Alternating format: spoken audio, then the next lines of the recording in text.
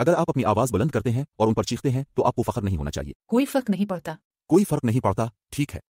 क्या आप चाहते हैं कि वो वही काम करें जो आपने किए हैं? लोग तलाक ले रहे हैं। इनके खानदानों को अलग थलग कर देना, शादी के जरिए। या इसके जरिए अपने रास्ते से लड़ना। मैं कास हूं। और मैं कैथरीन हूँ। हम अपनी बदसलूकी, जहरीली शादी को बचाने के लिए जहन्नम की गहराइयों से वापस आए। हम मोरो शादी कर रहे हैं। आइए तलाक के आदाद व शुमार को नई शादी के साथ पलटते हैं। ठीक है दोस्तों, मोरो शादी, नई शादी। इस किस्त में हम इस बारे में बात करना चाहते हैं कि आपका साथी आपकी तब्दीलियों पर अच्छी तरह से यकीन क्यों नहीं करता है। कुछ वाज़ेह हो सकता है, जैसे कि जब आप पर पाबंदी का हुक्म है और अगर आप पर दोबारा हमला करने का इल्जाम आयद किया जाता है तो आपको जेल जाना पड़ सकता है। ताकि आपकी बीवी आप पर यकीन न करे तो यह हमारी कहानी है, लेकिन कुछ दीगर वजूहात क्या हैं जिनकी वजह से आपकी बीवियां अपनी तब्दीलियां करते वक्त मर्दों पर यकीन नहीं करती हैं। क्योंकि मेरी बीवियां दरअसल तब्दीलियां लाने वाले नहीं हैं, वो ये आपकी बात है कि मेरी बीवियां तब्दीलियां लाने वाली हैं। देखो, ये एक मुश्किल काम है क्योंकि मेरी बीवियां दरअसल तब्दीलियां करने वाले नहीं हैं। वो ये आपकी बात है कि मेरी बीवियां तब्दीलियां लाने वाली हैं। लेकिन इसने कहा कि उनके शोहरों को यकीन करने में मुश्किल होती है क्योंकि शोहरों को उन तब्दीलियों पर यकीन करने में मुश्किल पेश आती है, और उसकी वजह यह है कि ख्वातीन को भी शायद बहुत ज्यादा तन आ जाता है और वो मायूस हो जाते हैं। लिहाजा कम अज कम एक औरत जिसके साथ में काम करती हूँ वो ये है कि वो अपने शोहर के साथ मुख्तलिफ तरीके से काम करने का अहद करेंगी। लिहाजा जब तक वो पहुंचेंगी वो अपने शोहर के साथ चीजें मुख्तलिफ तरीके से करने का अहद करेंगी।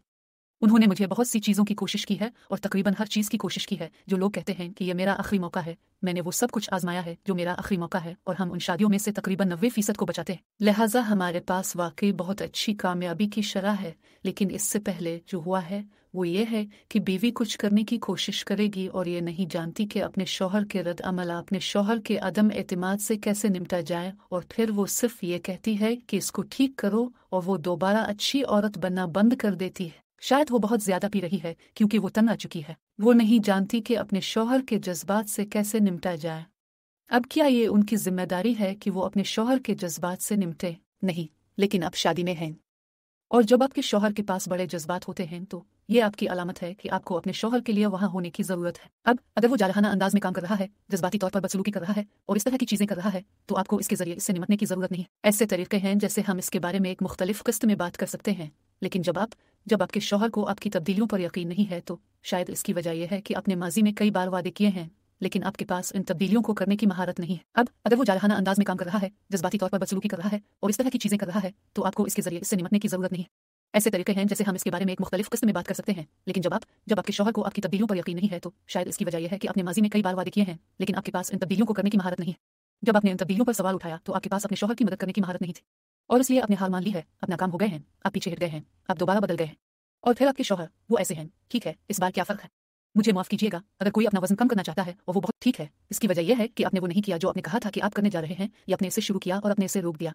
आपके पास महारत नहीं थी, आपका एहतसाब नहीं हुआ, आपके पास हिमायत नहीं थी, लिहाजा आपको वाकई इन तब्दीलियों को करने के काबिल होने का मौका नहीं मिला। तो आपके शौहर को लगता है कि आप एक रोते हुए भेड़िया हैं। मुझे लगता है कि ये इसके बरक्स है। मुझे लगता है कि ये इसके बरक्स है, और मुझे लगता है कि हम उसे आसान बना सकते हैं। अगर आप तब्दीलियां ला रहे हैं और आप तरक्की करना चाहते हैं तो न सिर्फ जिंदा रहें बल्कि अपनी शादी में फली फूल। सबसे पहले और सबसे अहम बात यह है कि कैथरीन दयानतदारी के बारे में क्या बात कर रही थी। क्या आप इस वक्त जो कुछ कह रहे हैं इस पर अमल कर सकते हैं? जिसका मतलब ये नहीं है कि आपको हर बार कामिल होना पड़ेगा। इसका मतलब ये नहीं है कि आपको शेड्यूल में एडजस्टमेंट या कुछ भी, या सिर्फ चीज़ों का इल्म नहीं है।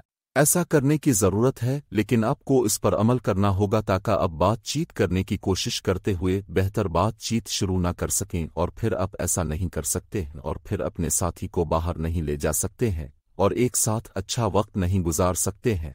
आप ऐसा नहीं कर सकते हैं और फिर एक साथ परवरिश को कमज़ोर कर सकते हैं। ठीक है, लिहाजा आपको ये सब चीज़ें तलाश करना होंगी। मिसाल के तौर पर वालिदैन का इस्तेमाल करते हैं। अचानक आपका नुक्ता नज़र मुख्तलिफ होता है। जैसा कि हम अपने प्रोग्रामों में अपने लोगों को एक बिल्कुल मुख्तलिफ मुंसलिक परवरिश का तरीका सिखाते हैं जो हमें अमन और परवरिश से मिला है, और बुनियादी तौर पर यह इस तरीके से मुख्तलिफ है जिस तरह हमें सिखाया गया था। हमारी नस्ल, ठीक है, हकीकत में तकरीबन हर नस्ल, और इस तरह बहुत से औकात आप और आपके साथी के दरमियान बहुत से इख्तिलाफात होते हैं, और जब आप में से कोई हमारे किसी प्रोग्राम में होता है और ये काम करता है तो आप अपने साथी को एक नए मुंसलिक परवरिश के रास्ते से रहनुमाई कर रहे हैं, जो वैसे आपकी शिराकतदारी के साथ साथ आपकी शादी के लिए भी बहुत अच्छा काम करता है। लिहाजा हम ऐसा करते हैं, और फिर अब यह है अच्छा नहीं चल रहा है, लिहाजा ये कुछ आसान चीज़ों को कमज़ोर करता है जैसे शेड्यूल हेलो की बातचीत के अब का दिन किस तरह सही था, तारीखें अब मज़ा नहीं हैं और लिहाजा अब फिलिप फलापी होना शुरू कर देते हैं। अब इस तरह की बड़ी गड़बड़ में मुब्तला हैं, हमें समझ नहीं आता कि क्या है। ईमानदारी के बाद अगला काम यह है कि आपको उन तमाम छोटी छोटी महारतों का पता लगाना है जिनकी आपको सही तौर पर ज़रूरत है, और इस तरह एक बार जब आप ईमानदारी से डायल कर लेते हैं तो आप अपनी सलाहियतों को बरकरार रखते हैं और अब आप ज्यादा दियानतदारी का मुजाहरा करते रहते हैं, और फिर एक बार जब आप ऐसा कर लेते हैं तो आपको रद्द अमल के बजाय जवाब देना पड़ता है, क्योंकि आपका साथी ऐसा नहीं होने जा रहा है। आप कौन हैं मुझे यकीन नहीं है कि मैं इस बात पर यकीन नहीं करता। मैं दोबारा इसमें नहीं पढ़ूंगा कि ये कब तक जारी रहेगा। अपने 20 साल पहले ऐसा क्यों नहीं किया था, और इससे मुझे अल्फाज से ज्यादा ऊंची आवाज में बोलने का पूरा अमल मिल जाता है, और मेरे पास इसको देखने का एक अनोखा तरीका है। लिहाजा इस मामले में ये सच्चे अमाल अल्फाज से ज्यादा बुलंद आवाज में बोलते हैं। बहुत देर हो जाती है और ये मुझे अल्फाज से ज्यादा ऊंची आवाज में बोलने के तमाम अमाल मिलाता है, और मेरे पास इसको देखने का एक मुनफरद तरीका है। लिहाजा इस मामले में ये सच्चे अमाल अल्फाज से ज्यादा ऊंची आवाज में बोलते हैं। मैं अपने तमाम अमाल में अल्फाज से ज्यादा ऊंची आवाज में बोलता हूँ, और मेरे पास इसको देखने का एक मुनफरद तरीका है। लिहाजा इस मामले में ये सच्चे अमाल अल्फाज से ज्यादा ऊंची आवाज में बोलते हैं, क्योंकि आपने कहा है कि आप ये तब्दीलियां करने जा रहे हैं, जो आपने कही हैं कि आप XYZ करने जा रहे हैं, और आप अपने साथी को इस बात पर एतमाद करने के लिए पैरवी नहीं करते हैं कि आपको आपकी पैरवी करने की जरूरत है। एक तरफ मैं कहता हूँ कि मेरी बीवियों के बहुत से अमाल अल्फाज से ज्यादा ऊंची आवाज में नहीं बोलते हैं, और उसकी वजह यह है कि बाज़ औकात शौहर कहते हैं कि वो शादीशुदा रहना चाहते हैं। तो जब मैं बीवियों के साथ अपनी स्क्रीनिंग कॉल करती हूँ तो मैं बहुत से मुख्तलिफ सवालात पूछती हूँ, और फिर मैं कहूँगी कि आपके शौहर को कैसा लगता है। क्या आप जानते हैं कि आपके शौहर कैसा महसूस करते हैं? क्या आप जानते हैं कि आपका शौहर कितना पुरज़्म है? और मेरी बीवियाँ इनमें से बहुत से कहेंगे, ठीक है, मेरे शौहर कहते हैं कि वो एक साथ रहना चाहते हैं, लेकिन वो मुझे किसी भी तरह से नहीं दिखा रहे हैं जो वो करते हैं, लेकिन वो कहते हैं कि वो मुझे खोना नहीं चाहते हैं। उनका कहना है कि वो तलाक नहीं चाहते। वो कहता है कि वो मुझसे मोहब्बत करता है। वो कहते हैं XYZ, और वो कहेगी, लेकिन मुझे नहीं मालूम कि ये सच है या नहीं, क्योंकि वो इस तरह काम नहीं करता है। और वो कहेंगे कि वो पुराने लोगों का हवाला देंगे, और मैं जानता हूँ कि अमाल अल्फाज से ज्यादा ऊंची आवाज में बोलते हैं या नहीं। लिहाजा मुझे नहीं मालूम कि मुझे इस पर यकीन करना चाहिए या नहीं। और मैं अच्छी तरह कहता हूँ कि बाज़ औकात ऐसा होता है जब अमल अल्फाज से ज्यादा ऊंची आवाज में बोलते हैं, लेकिन अगर आपको अमल करना नहीं आता है तो आपको आगे बढ़ना होगा। जब मैं उनसे कहती हूँ कि आपके शौहर का ये कहना कि वो आपसे मोहब्बत करते हैं, आपके शौहर का ये कहना कि वो आपको खोना नहीं चाहते, वो मुख्तलिफ अंदाज में काम कर रहे होंगे, लेकिन मैं इन अल्फाज पर यकीन करूंगी, क्योंकि हो सकता है कि वो अमल करना न जानता हो, तो उसकी दीवार तलखियाँ, नाराजगी और अदावत और हर किस्म की मनफी चीज़ों से बनी हो सकती है। लिहाजा वो ऐसा नहीं कर सकता। इसकी इस शख्स तक रसाई नहीं है जो वो हुआ करता था। इसे इस शख्स तक रसाई हासिल करने के लिए काम करने की जरूरत है, इस तरह से काम करने के लिए जो वो कह रहा है। लेकिन इन लम्हात में अब जानते हैं, आपको याद रखना होगा कि आपका शौहर कामिल शख्स नहीं है जब तक कि आप मेरे शौहर ना हो। हाँ, लेकिन मैं तुम्हें दिखाता हूँ कि कैसे, यार। जी हाँ, लेकिन इन लम्हात में जब आपके शौहर कहते हैं मैं आपसे मोहब्बत करता हूँ और मैं आपके साथ रहना चाहता हूँ, जबकि वो कहीं गहराई में नहीं है। जी हाँ, वो जानता है कि आपको मोहब्बत कैसे दिखाना है। वो जानता है कि आपको कैसे दिखाना है कि वो आपके साथ रहना चाहता है, लेकिन जैसा कि मैंने कहा, तलखी, नाराजगी, दुश्मनी, गुस्सा, अदम तहफ़्फ़ुज़, खौफ और जो इसे रोकता है।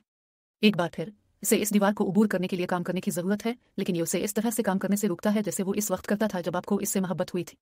वो जानता है कि कैसे, लेकिन इस मामले में जब वो कुछ कह रहा है और मुख्तलिफ तरीके से काम कर रहा है, तो इसका मतलब ये नहीं है कि ये झूठ है। इसका मतलब ये नहीं है कि आप इसके अल्फाज के बजाय इसके अमाल पर यकीन करें।